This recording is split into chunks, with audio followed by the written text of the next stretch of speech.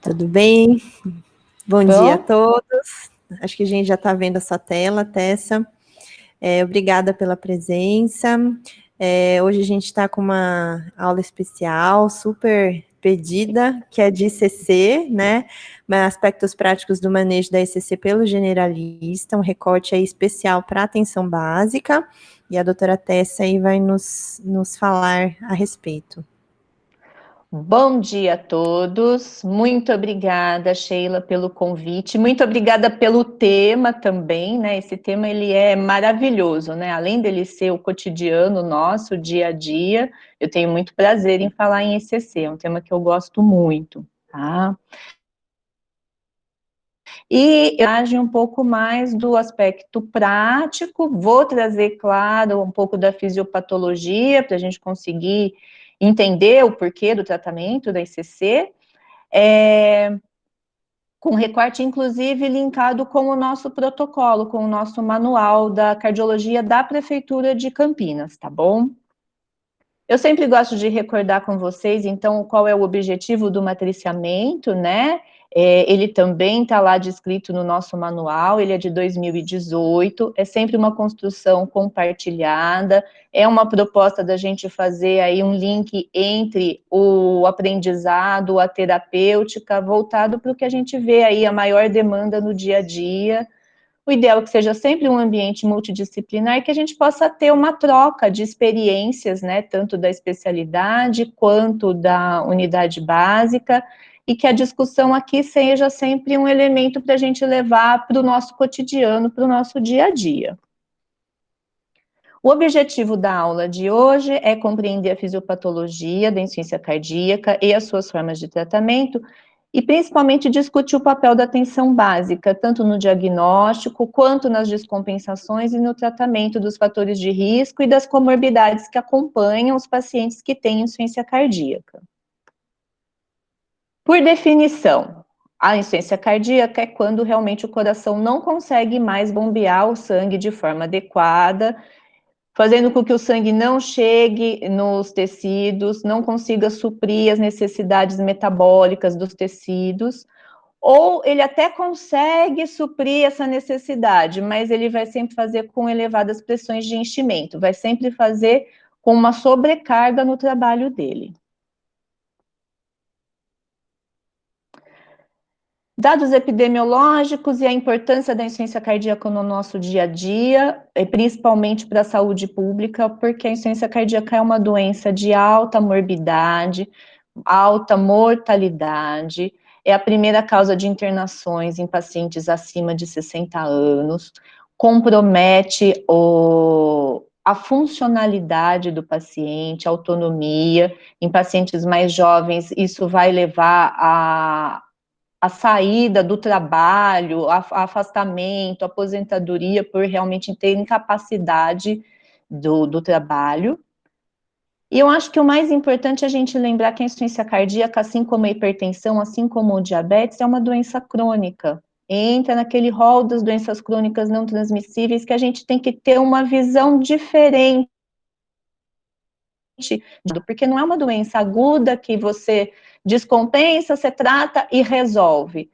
Vai envolver uma equipe multidisciplinar, vai envolver uma linha do cuidado, vai envolver anos de acompanhamento, tratamento e as intervenções agudas. Esses pacientes, eles vêm, às vezes, bem um período, tem um motivo de descompensação, a gente tem que agir agudamente e depois ele volta a ser acompanhado. Então, são pacientes que não têm alta, né? A gente vai acompanhá-los por muito tempo e a gente tem que ter essa visão de que o olhar tem que ser diferente. Como que a gente pode classificar ICC? Primeiro, a gente pode classificar conforme a etiologia, tá? Então, a gente pode ter um déficit na contratilidade do músculo cardíaco, quando você tem um evento isquêmico, quando você tem uma inflamação, uma miocardite, ou mesmo a insuficiência cardíaca, a miocardiopatia idiopática. Você pode ter uma sobrecarga da pressão, então você vai ter uma sobrecarga na pós-carga, e isso vai acabar sobrecarregando o músculo. Então, na hipertensão, na estenose valvar aórtica e pulmonar, na coarctação da aorta.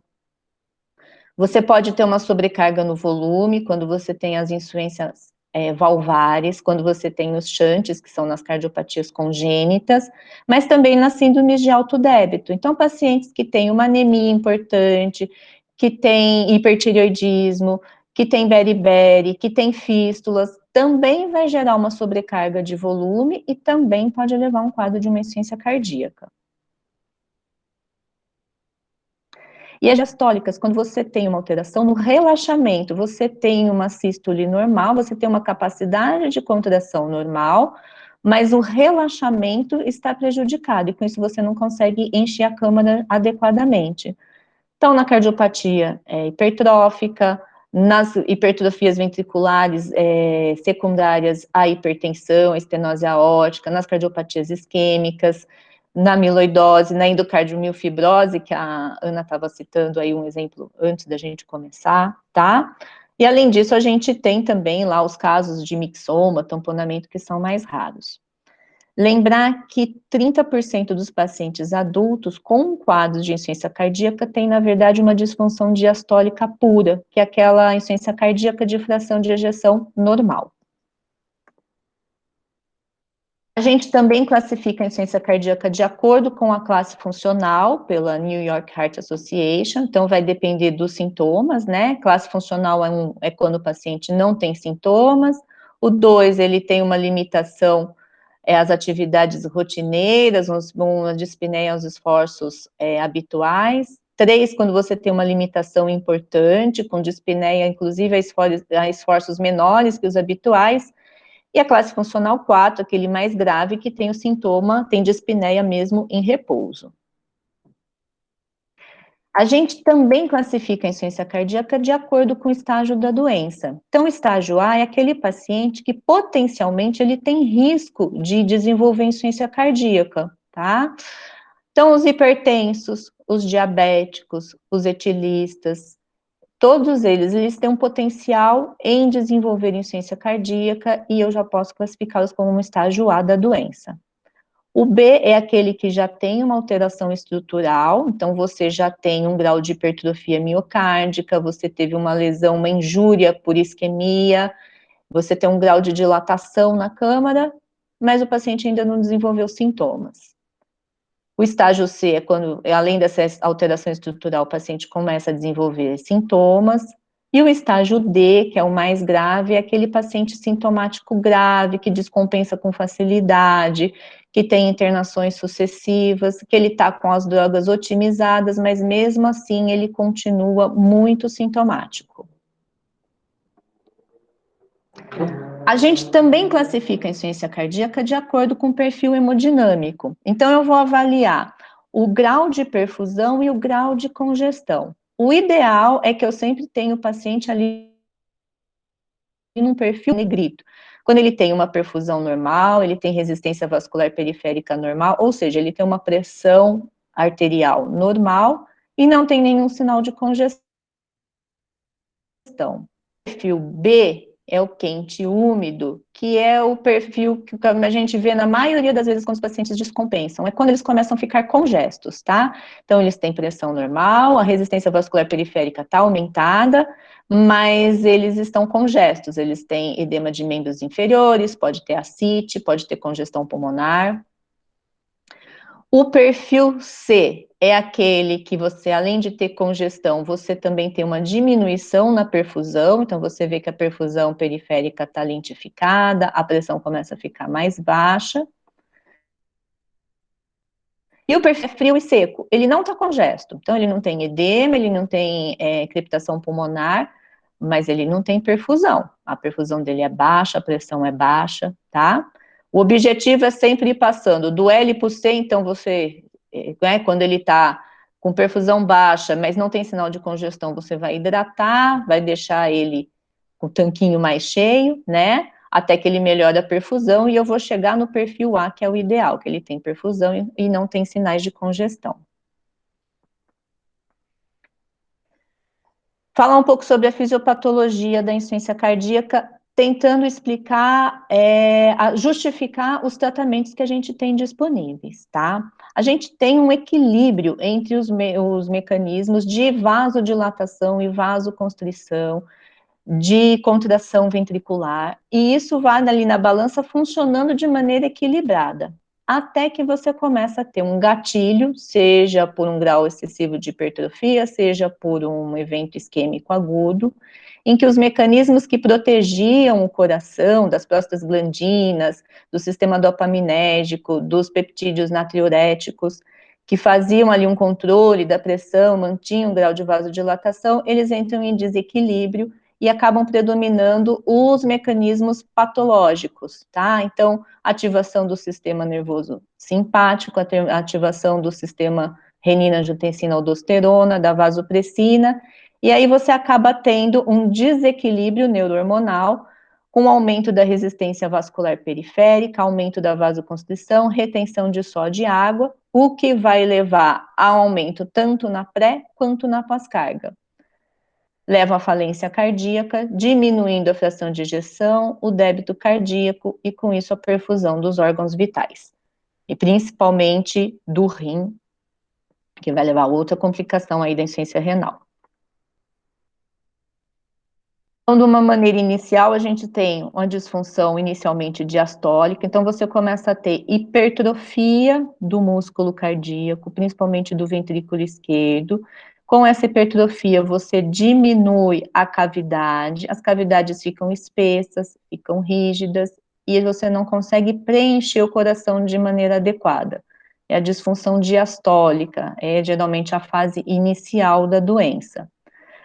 Com a progressão, você começa a ter a dilatação da câmara, e as paredes começam a ficar mais finas, mais esticadas, e aí a própria função sistólica, a função de contração do coração, fica deficiente, e o coração não vai bombear mais o sangue de maneira adequada. Falando um pouquinho de cada mecanismo que a gente tem do sistema neurohormonal. Então, do sistema renina, angiotensina e aldosterona. Eles vão acabar promovendo a vasoconstrição, a proliferação da musculatura lisa endovascular, crescimento celular e principalmente o remodelamento ventricular. Então, eles vão induzir no miócito hipertrofia, apoptose e fibrose. E que com isso você tem primeiro aquela fase de crescimento das paredes, de hipertrofia ventricular, de disfunção diastólica, para numa fase mais avançada evoluir com dilatação da câmara. E a aldosterona, que vai provocar a retenção de sódio e água, além também do remodelamento ventricular. Então, de uma maneira mais ilustrativa, né, o angiotensinogênio, que é convertido em angiotensina 1 através da renina, no pulmão pela enzima de conversão da angiotensina, é convertido em angiotensina 2, e a angiotensina 2 vai promover, então, aumento da contratilidade, vasoconstrição, fibrose miocárdica, vai ativar a aldosterona, que vai fazer a reabsorção de sódio e água. Além do sistema renina-angiotensina-aldosterona, o sistema nervoso simpático, que vai estar ativado, com uma redução da ativação do parasimpático, então com um aumento da frequência cardíaca, uma redução da variabilidade da frequência cardíaca, aumento da pressão, aumento da resistência vascular periférica, uma redistribuição do volume sanguíneo periférico, também levando à hiperplasia, apoptose, e além disso, há um efeito pró-arrítmico. E a gente tem os mecanismos compensatórios que acabam ficando diminuídos, né, na insuficiência cardíaca. Então, os peptídeos natriuréticos, que atenuariam o efeito do sistema simpático, sistema renina-angiotensina, vão estar diminuídos, esse mecanismo fica diminuído, e com isso você não consegue atenuar esse efeito dos outros sistemas de vasoconstrição e retenção de sódio e água. Mesma coisa para o ácido nítrico, tá? O óxido nítrico vai agir no vaso, na célula endotelial, provocando vasodilatação, né? Então, quando você usa, por exemplo, um nitrato, você vai aumentar a liberação de óxido nítrico e você está promovendo, então, um relaxamento da vasculatura, tanto venosa quanto arterial, Por isso que o nitrato ele vai agir tanto na melhora da pré-carga, quanto na melhora da perfusão ventricular. A hidralazina, nesse momento, também entra numa dilatação arterial, então eu vou reduzir a pós-carga. A revista da SOCESP, da Sociedade de Cardiologia de São Paulo, trouxe uma publicação de uma atualização do tratamento atual da insuficiência cardíaca e linkando aí a fisiopatologia da doença com o tratamento que a gente tem disponível hoje. E esse slide eu achei que ficou muito legal, eles fizeram um esquema para a gente conseguir entender onde eu estou agindo, de que maneira eu estou agindo. Vocês veem à direita que começa ali com o sistema renina-angiotensina, aldosterona, né? Os inibidores da ECA, aqui de conversão da angiotensina no pulmão, os bloqueadores do receptor da angiotensina, os BRAS, que também vão agir diretamente no receptor da angiotensina, os bloqueadores da aldosterona, no caso a espirolactona. Eu tenho a ivabradina, que também vai agir no final desse ciclo, mais no sistema nervoso.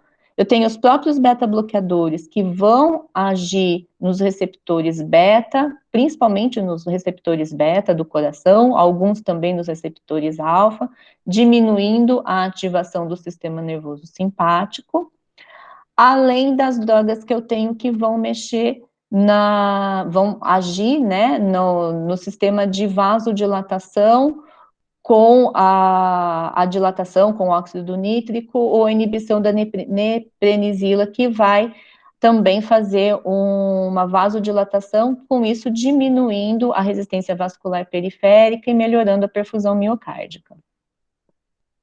O objetivo final, então, do nosso tratamento é que a gente consiga, né, diminuir essa ativação simpática, diminuir o consumo de oxigênio, reduzir a retenção hidrossalina e, principalmente, atuar de uma maneira preventiva, prevenindo o remodelamento ventricular e a fibrose ventricular. Quais são os sinais e sintomas da insuficiência cardíaca? Então, quais são os sinais de que a gente tem um aumento na congestão? Lembrando, inclusive, naquela classificação do perfil hemodinâmico de Stevenson.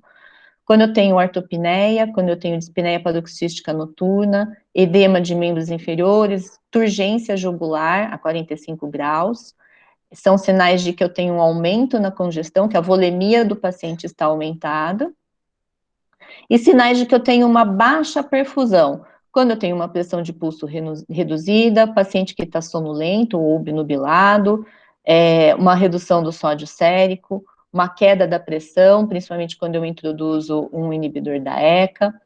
Disfunção renal também já é um sinal de que essa perfusão não está chegando de maneira adequada ao rim. As extremidades frias.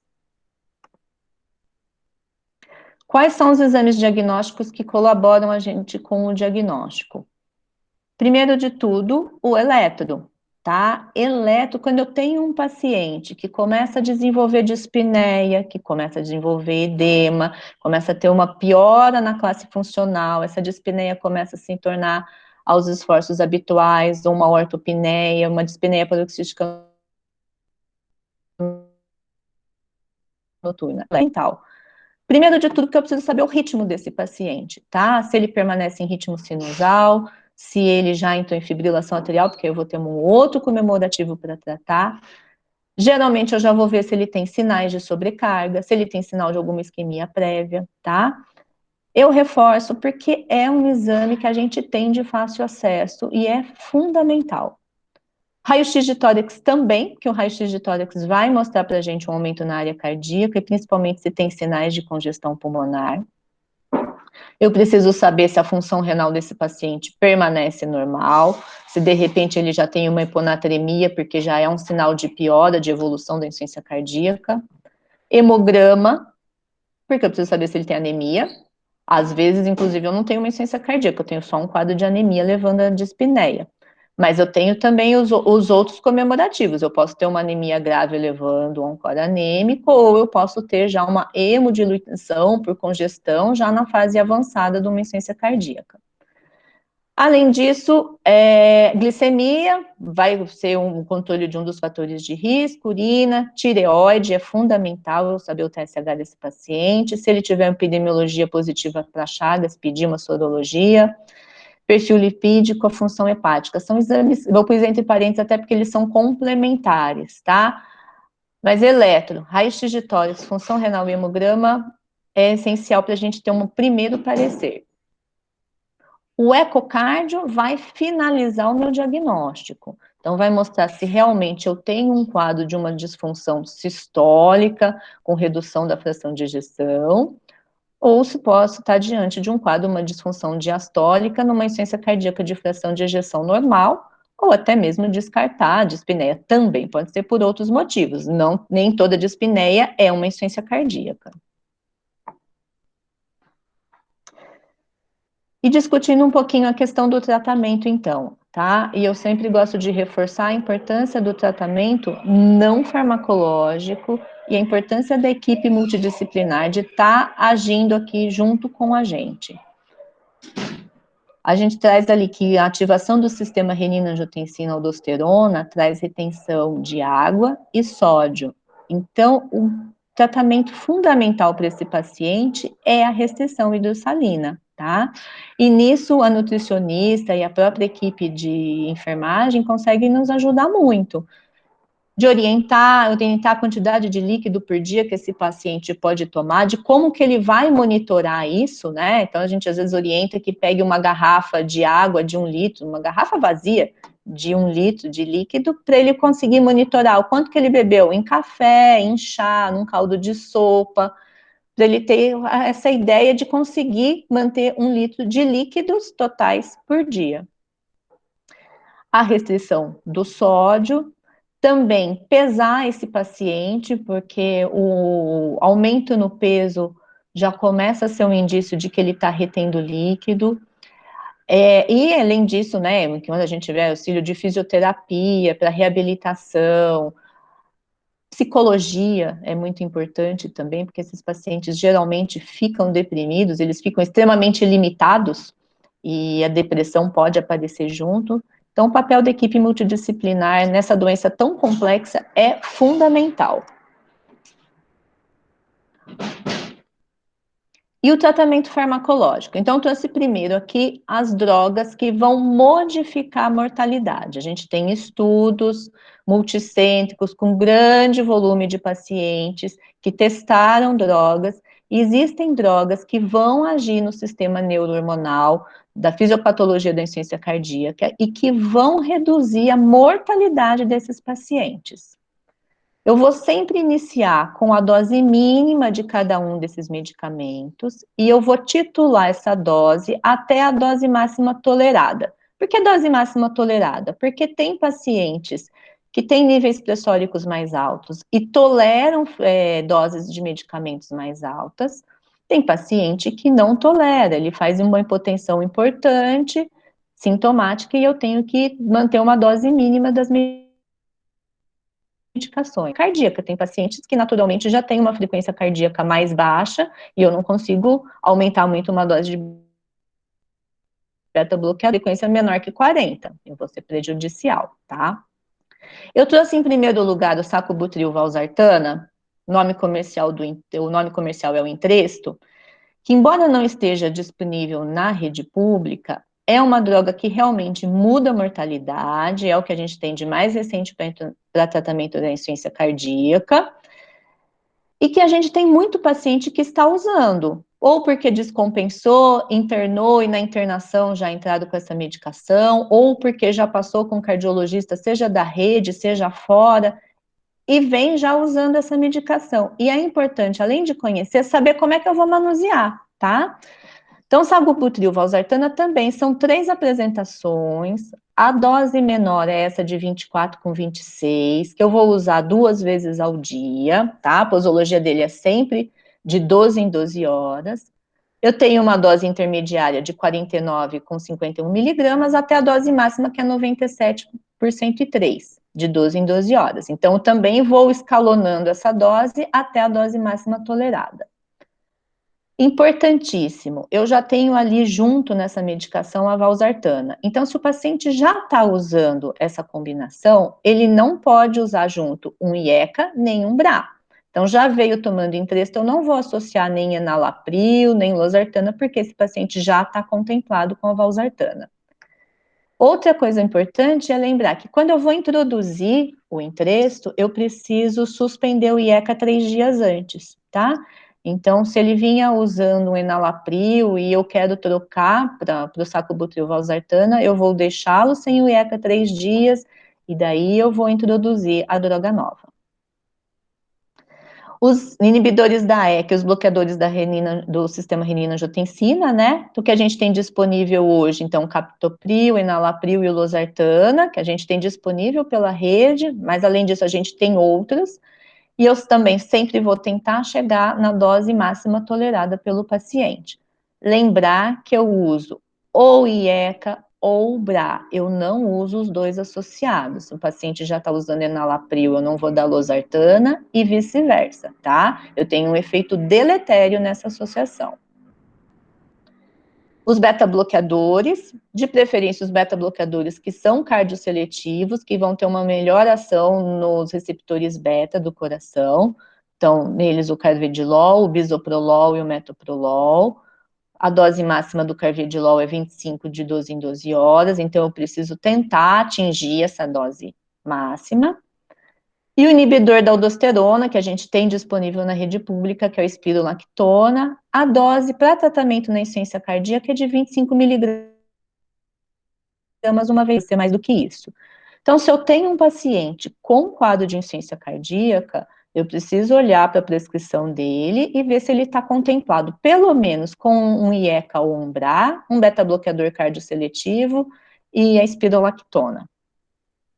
Lembrar que os pacientes em estágio B é aquele que já começa a ter uma alteração estrutural, então eu já tenho sinais, por exemplo, de uma hipertrofia ventricular por conta da hipertensão, ou eu tive um infarto e eu tenho uma área de discinesia, uma fibrose miocárdica, eu preciso já começar a tratar esse paciente, mesmo que ele não tenha sintomas. Além disso, a gente tem então as drogas que melhoram os sintomas, ou drogas que vão tratar as comorbidades, mas não são drogas que vão mexer na mortalidade, tá? Então, os diuréticos de alça vão aliviar os sintomas de congestão, são drogas importantes, principalmente quando os pacientes estão muito sintomáticos. O esquema nitrato e hidralazina, então o nitrato, lembra, ele faz uma vasodilatação principalmente venosa, a hidralazina uma vasodilatação arterial, e com isso eu vou ter uma diminuição tanto na pré quanto na pós-carga. Quando que eu vou usar essa associação nitrato e hidralazina? Quando o paciente tiver uma insuficiência renal crônica que não me permita usar um IECA ou um BRA, ou quando eu já estou usando doses máximas de IECA ou de BRA e esse paciente permanece sintomático e eu vou fazer. O deslanatosídeo e a digoxina agem com controle de frequência cardíaca, são drogas que podem nos ajudar no tratamento dos pacientes mais graves, não vai mudar a mortalidade final. Diuréticos tiazídicos, quando eu já usei diurético de alça e eu não estou tendo uma boa resposta, eu posso associar um tiazídico. Pacientes que têm fibrilação atrial ou tem um trombo no ventrículo esquerdo, eu vou usar um dos anticoagulantes, seja inibidor da vitamina K, varfarina, seja um dos nossos novos anticoagulantes. Do tratamento não farmacológico e a prevenção. Lembrar do papel fundamental da unidade básica na promoção da educação em saúde, da consciência do paciente, da doença que ele tem, da gravidade da doença, do risco de descompensação, do risco de mortalidade, né? Quando ele conhece a doença, é mais fácil ele se tratar. E principalmente a prevenção dos fatores de risco. Lembrando que o estágio A é aquele paciente que ele não teve nenhuma alteração estrutural no coração, mas ele já tem fatores de risco, ele já é hipertenso, ele já é diabético, então agir ali, numa fase inicial, antes que ele desenvolva essa doença, é importantíssimo.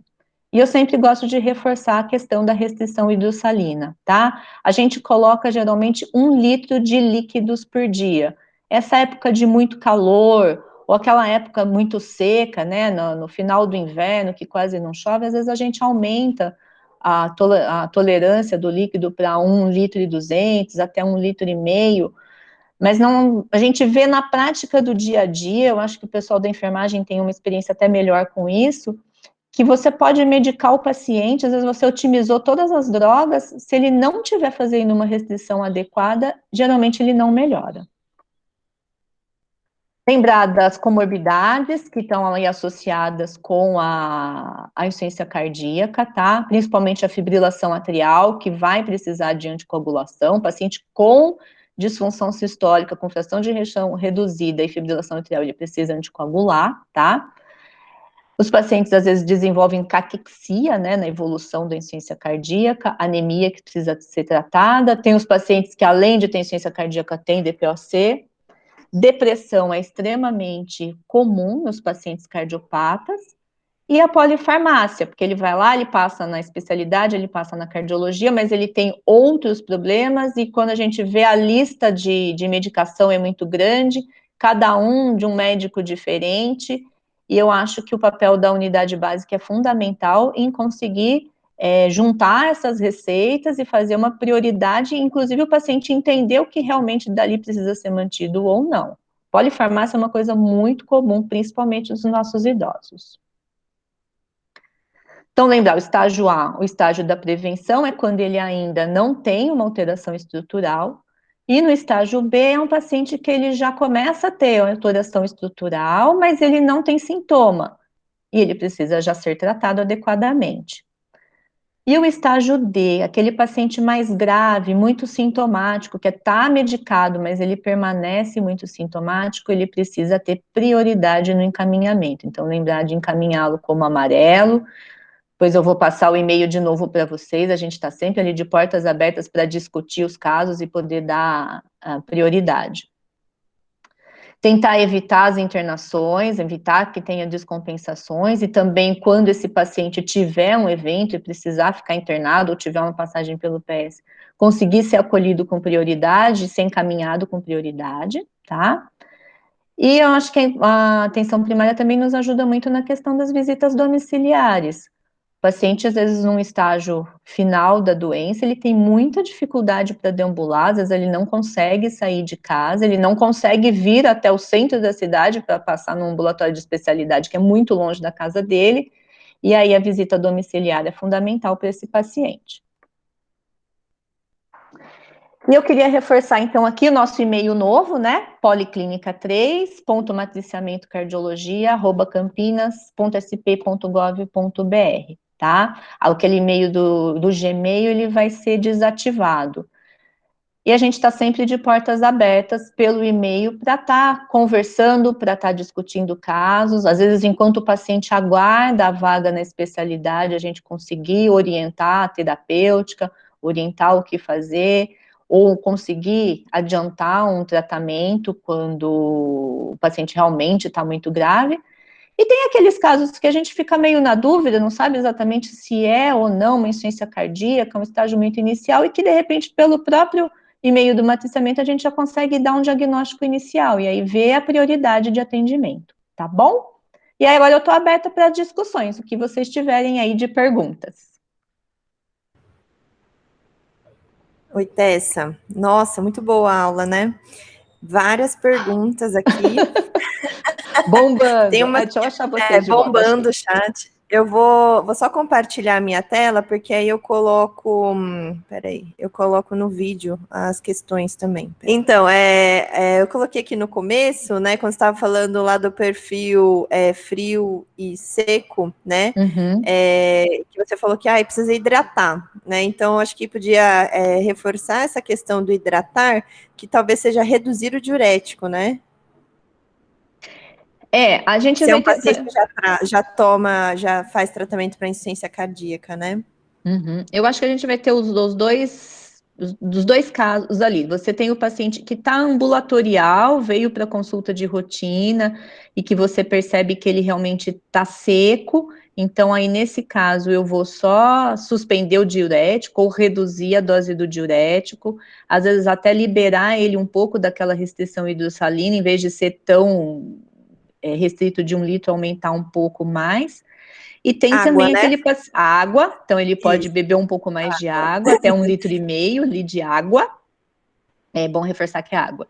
Água. E tem o paciente que vai aparecer também, às vezes, no acolhimento, né? Então, ele tem uma descompensação, ele tá mais hipotenso, você vê que ele tá totalmente desidratado, e aí, nesse caso, vai entrar uma hidratação endovenosa, mas com calma também, não muito volume, parcimônia, com Assim, parcimônia. Na de rotina 100, ambulatorial, eu vou... é de 100 a 250 ml, assim, é um cheirinho para É um alguns pacientes, cheirinho, já é uma exatamente. hidratação. E aí, acho que a gente podia engatar a pergunta lá de baixo, que é quando encaminhar ao pronto-socorro, né? Que eu acho que vale a pena também reforçar. Você colocou ali os sinais de baixo débito cardíaco, né? Além da hipotensão, os sinais de hipoperfusão tecidual, né? Rebaixamento de nível de consciência, tontura, síncope, né? Quer comentar um pouquinho mais sobre isso? Só reforçando. Isso, reforçando. Então, quando o paciente precisa para o PS, né, que é aquele caso mais grave. Então, quando eu tiver os sinais de descompensação, pode ser uma congestão excessiva, então aquele perfil B, mas quando eu tenho uma dispneia de repouso, o paciente chega, às vezes até num pré-edema agudo, então ele está muito congesto da parte pulmonar, dependendo, inclusive, de suplementação de oxigênio, então esse paciente vai precisar ir para o PS, porque ele vai ter que tomar diurético endovenoso. E tem o paciente que ele tem sinais de baixo débito. Então, quando ele tem hipotensão, quando ele está sonolento, quando você vai olhar a perfusão periférica dele, então você aperta ali o dedo e vê que essa perfusão tem mais de 3 segundos, ele também tem sinal de hipoperfusão, tá? Então, nesses casos, ir para o pronto-socorro, porque ele vai precisar ou de uma hidratação endovenosa com calma, ou, em alguns casos, ele vai, inclusive, precisar de droga vasoativa mesmo. E esse caso, ele tem que ir para o pronto-socorro. Geralmente, esse quadro aí que a gente já vê hipoperfusão tecidual, ele fica naquele limiar. Pode ser que você dê um pouquinho de sorinho, ele abra a periferia e começa aí a ter um pouquinho de pressão para você entrar com vasodilatador. Às vezes, você vai ter que entrar com Dobuta, né, alguma droga vasoativa. Então, às vezes, esse manejo aí é um pouco mais delicado, vale a pena encaminhar também para o pronto-socorro. Né, quando você já vê esses sinais de hipoperfusão tecidual. E aí, até você já comentou, né? Às vezes o paciente pode chegar mesmo em consulta, né? Deambulando da casa dele, né? Frio lá em franca insuficiência cardíaca, né? Já fala, já tem 2 dias que eu não faço xixi, né? Tá ruim para dormir à noite, para deitar, né? Então, assim, alguns pacientes são bem resistentes. Então, a oligúria é um sinal aí importante, hipotensão, essa perfusão lentificada, né, extremidades mais frias, né, você vai pegar a mão geladinha, né, mais pálido, né, a palidez cutânea também é um sinal de vasoconstrição, né, o paciente mais palidinho. Acho que são esses sinais aí para ficar atento, né, que às vezes não são tão claros quanto o edema, né, então é mais fácil a gente enxergar, né, estertor crepitante, edema, né, ortopneia e tudo mais, então ficar atento também para os secos também, né. E aí uma outra pergunta também do nível ambulatorial, principalmente nesse caso aí, o paciente com uma pressão bem limítrofe, né, já começando a fechar a periferia, quando que eu posso entrar com vasodilatador? Qual o nível de pressão que você arrisca uma dosinha baixa aí do enalapril, por exemplo, 5 miligramas por dia?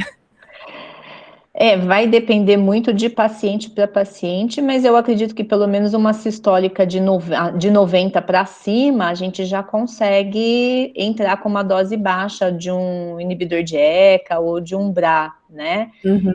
E ficar de olho também, tem paciente que tem uma tolerância boa, a gente entra, e é aquela coisa, às vezes a gente entra com cheirinho mesmo, né? Meio comprimido, às vezes pede até para ele comprar o de 5 miligramas, dá meio comprimido do de 5 miligramas, e ele começa a tomar, e a gente observa a pressão às vezes se mantém ali nos seus 90 de sistólica, e o esperado até, e tem muita gente que fala, não, mas ele vai ficar com a pressão baixa. Não, às vezes você vai ver que a pressão melhora, tá? Porque ele vai melhorar o débito cardíaco e com isso você vai conseguir melhorar a bomba e a pressão vai subir. Então, às vezes você começa, ele tá com 9/6, você começa a entrar com dose baixa, vai tateando e a pressão dele até melhora e chega lá nos seus 10, 100, 110 de sistólica, tá? Mais quentinho, então, né? Isso. Ana quer falar? Fala, Ana. Não, é só uma observaçãozinha. O paciente com insuficiência cardíaca, às vezes você não confia muito na pressão dele. Às vezes o velhinho está com a pressão de 8/6, está super bem. Então, para não levar muito a sério o nível pressórico do paciente já crônico, já estável, às vezes o pessoal fica com receio, vão diminuir o remédio de pressão, o IECA, o ARA2, e às vezes não precisa. Se ele tiver assintomático, se tiver né? Entendeu? É uma coisa para você não levar muito a sério o nível pressórico dele, se ele estiver bem, entendeu? Que geralmente são hipertensos mesmo. Se ele não te conta nenhum sintoma, não tá tendo tontura, síncope, nada, e mesmo com 8/6 quentinho, ok, tá bom. E outra coisa que eu acho que é importantíssima também é lembrar que, assim, diurético, ele melhora sintoma, mas ele não vai mudar em nada a mortalidade. E aí, às vezes, a gente vê que o paciente tá hipotenso, tá com aquela pressão bem rasinha, tá até começando a ter sintomas, e aí o pessoal vai lá e tira, às vezes, o IECA, tira o carvedilol, mas não mexe no diurético. E ao contrário, então o paciente não tá com sintoma de congestão, eu posso ou reduzir a dose do diurético, porque às vezes está uma dose muito alta de furosemida, ou às vezes eu posso até suspender essa furosemida para conseguir manter com o enalapril, com o losartana e principalmente com o beta-bloqueador também. Então, ver também qual das drogas que ele está usando e se às vezes não tem o diurético ali, o paciente está sequinho, tira o diurético antes de mexer em qualquer outra coisa. E é importante isso daí, que é sempre revendo o paciente, né? Então, assim, apesar de, às vezes, serem retornos breves, né? Mas é essa coisa, a gente não passar o tempo de uma dose maior de diurético, né? Não deixar ele secar demais para não fazer hipotensão. Então, é tudo uma coisa que o cuidado compartilhado facilita muito, porque ele não precisa ficar vindo aqui sempre.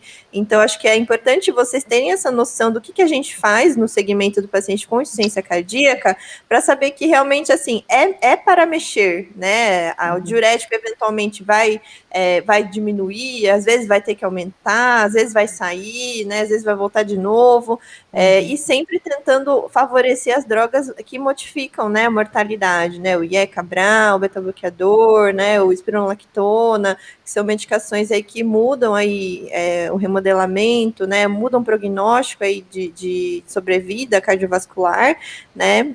Tentar mantê-los sempre, mesmo com e assim, se ele está com a pressão baixa e está tolerando, é para manter. Só vai mexer se realmente ele tiver com sintomas relacionados à hipotensão.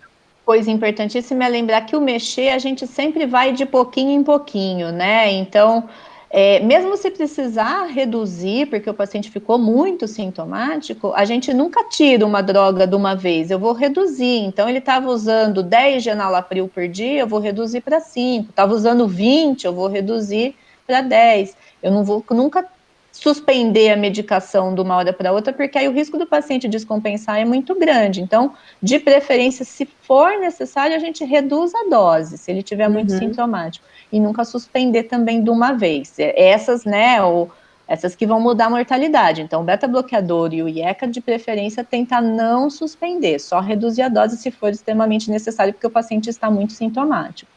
Beleza. Aí entra a pergunta do Felipe. Fala, Ana, antes de eu falar. Não, só uma coisinha. Esse paciente da insuficiência cardíaca, mais do que a gente ficar fazendo um monte de exame dele sofisticado, o que vai mais importar é você fazer um acompanhamento clínico muito frequente. E o que você precisa para ele é um eletro, um raio-x, um exame físico, peso. É um paciente para que o CS tem que estar ajudando a gente, porque aqui a gente não consegue ver isso a longo prazo, assim, nós consultas muito espaçados na especialidade. Então, é um paciente muito gostoso de trabalhar, legal. Às vezes, o exame físico diz mais do que você fazer o eco. Na hora que ele fez o eco, ele estava de um jeito. Na hora que ele aparece para você, o sintoma ele está de outro. Então, é uma coisa totalmente da atenção primária, esse apoio de controle de droga aí, esse auxílio para a especialidade. E também que pode ser avaliado isso também no e-mail, alguma dúvida, alguma coisa, para a gente poder atuar mais rápido nesse paciente, não deixando ele agravar muito. Uhum. Era isso. Perfeito. O Felipe perguntou aqui sobre o sacubitril valsartana, né? Quando que ele entra, né, no tratamento para pacientes com insuficiência cardíaca?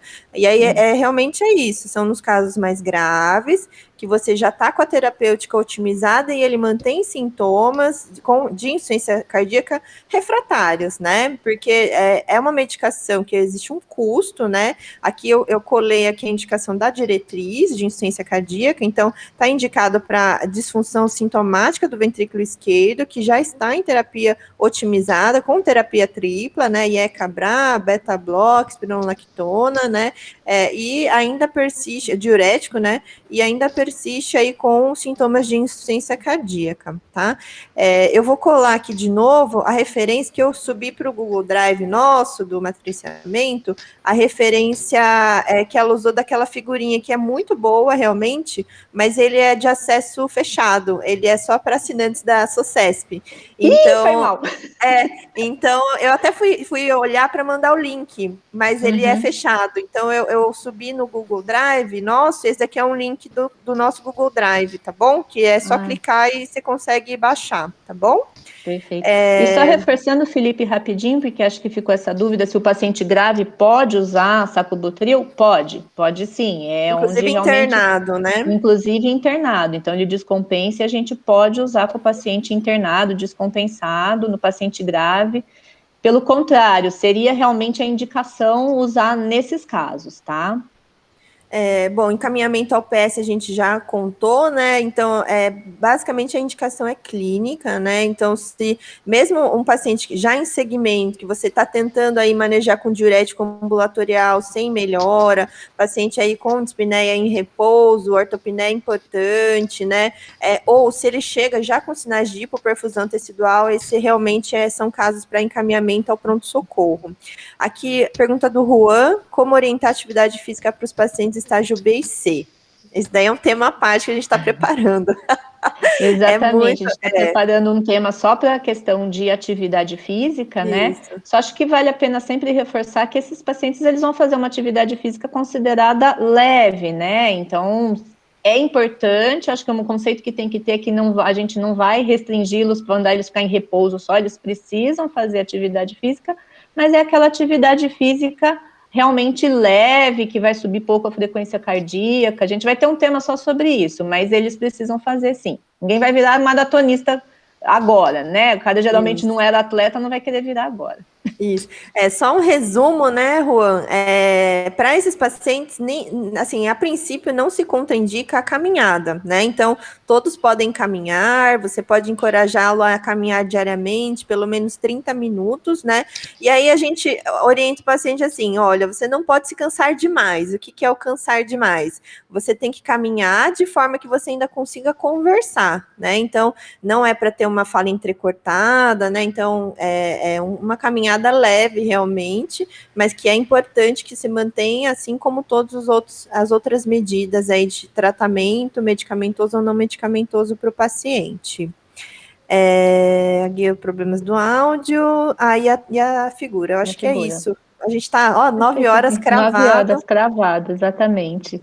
Eu vou colar aqui também o formulário de avaliação, tá bom? Que a gente, dessa atividade, se puderem respondam, por favor, aí qual que foi o nível aí da nossa apresentação, e respondam também com sugestões para os próximos temas, tá?